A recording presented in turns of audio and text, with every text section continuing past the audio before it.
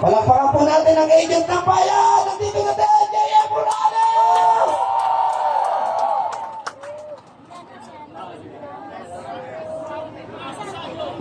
Magandang gabi po sa lahat at lalong-lalo na sa ating mga tinatawag na bayani ng Pilipinas, ang mga OFW. Sino po dito ang mga OFW? Saludo po sa inyong lahat, sa inyong sakripisyo para sa pamilya. Tayong mga OFW,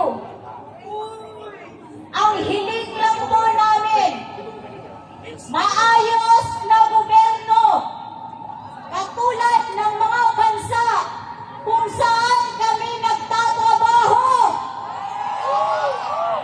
Bakit kaya ng ibang bansa na gawing malinis ang kanilang pamamamaraan sa kanilang gobyerno? Bakit tayo hindi? Dahil dumadami ang mga bangag. Bangag na gobyerno ang isinuklinyo sa lubot pawis ng mga OFW. Ibalik niyo si Tatay Digong sa atin! Duterte! Duterte! Duterte! Duterte!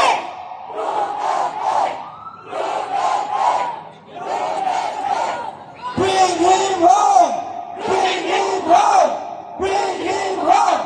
Bring him home! Bago po ako magtatapos sa aking salita, gusto kong ipaalam sa inyong lahat, hindi mo kami bayad! May pera kami! Mayaman kami! Hindi kami bayad! Hindi kami bayad! Hindi kami bayad! Hindi kami bayad! May trabaho kami! Marangal ang trabaho namin! At higit sa lahat, hindi kami pangag! Hindi kami bangag! Hindi kami bangag! Maraming salamat mula po muli sa sektor ng mga manggagawa sa ibang bansa, Ate Daigel! At ngayon naman mga kababayan, bigyan po natin ng pagkakataon, mainit na mainit! Galing po ito ng Cebu, hakbang na maisog ang ating abogada, Atty. Irene!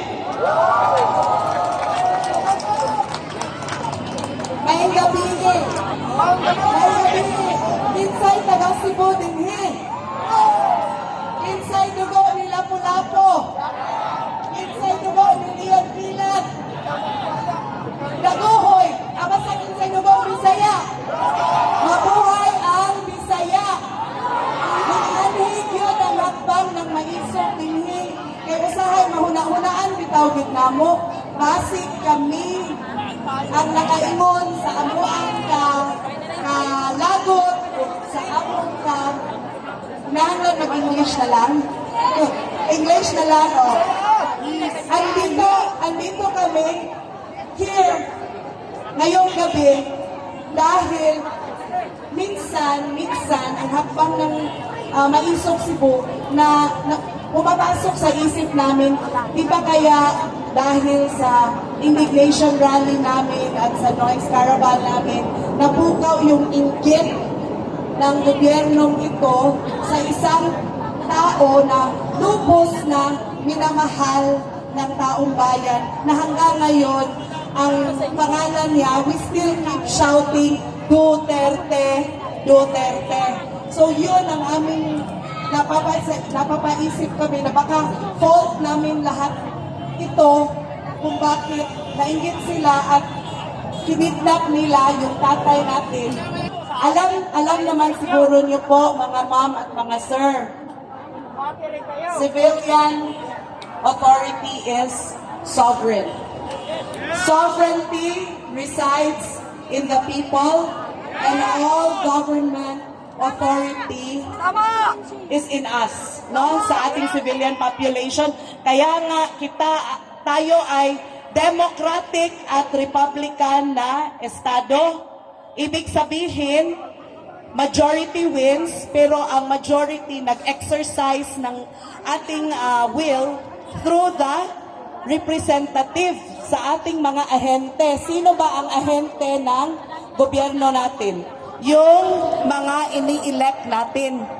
Ahente lang natin sila. Trabahante lang natin sila. Di ba?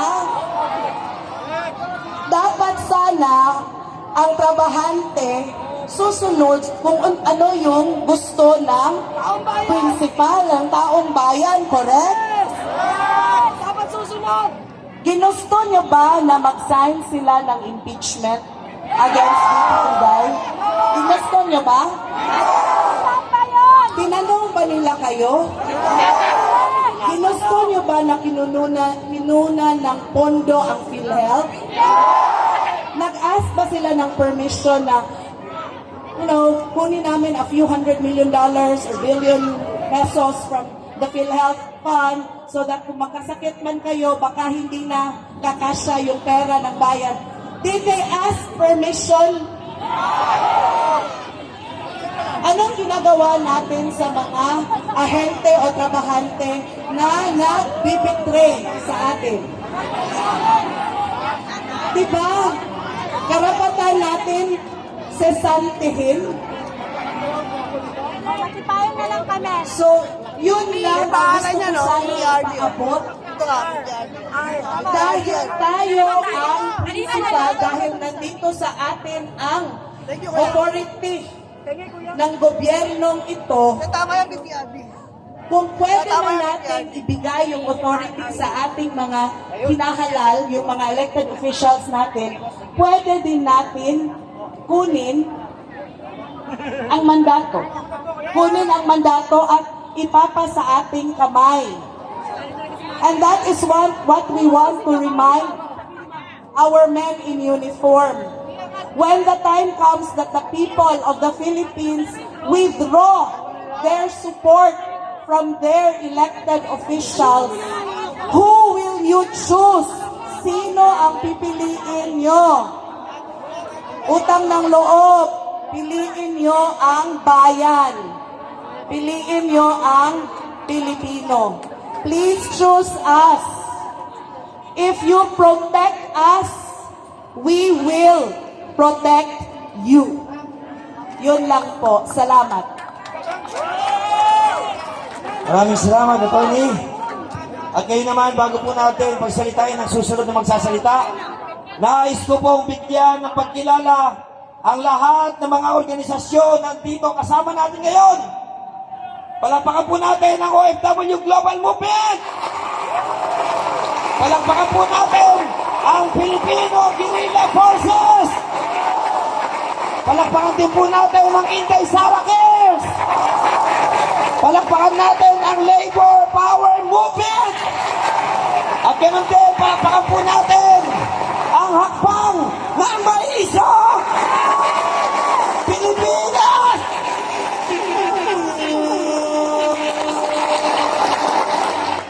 At ngayon naman, bigyan po natin ng pagkakataon ng ating kababayan, nagbiyahe pa ho ito mula Bicol. Palakpakan po natin ang ating kasama. Magandang gabi po sa inyong lahat. Ako po, galing pang Bicol, si Melvin from Camarines Sur.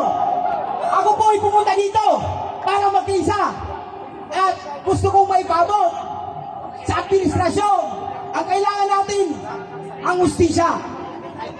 Ang sa akin lang, dapat yung justice system sa Pilipinas masunod. Hindi kaya, nililitis sa ibang bansa. Sino ba? Ano ba ang justice system dito? Lubog. Ibig sabihin, walang sayang-sayang justice sa Pilipinas. Kasi binigay sa ibang bansa ang justice system. sinasabi lang ni Pangulong Bongbong Marcos na hindi bibigay si Pangulong Duterte. Yan lang ang aking may papabot sa inyo, mga kababayan ko. Mabuhay tayo lahat!